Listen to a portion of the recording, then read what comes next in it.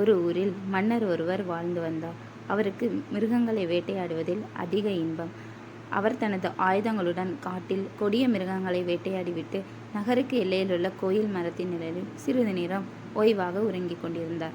திடீரென்று எங்கிருந்தோ ஒரு கல் வந்து மன்னரை காயப்படுத்தி அவர் தூக்கத்தையும் கலைத்தது.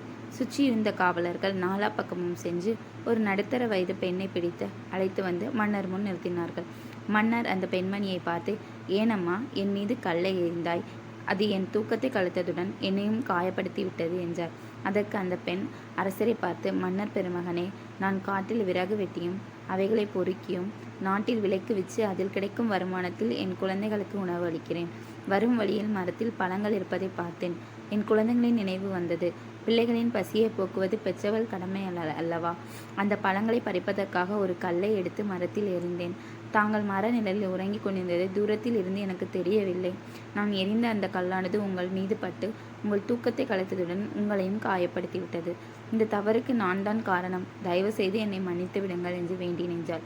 மன்னர் அந்த பெண்மணியை பார்த்து, "பெண்ணே, நீ செய்த தவறுக்கு மன்னிப்பு கேட்கின்றாய். அது உன் சிறந்த பண்பு. உன்னை மன்னித்து விட்டேன்" என்று கூறியதோடு அப்பெண்ணுக்கு 2 பசுக்களையும் கை செலவுக்கு பணத்தையும் கொடுக்க ஆணையிட்டார்.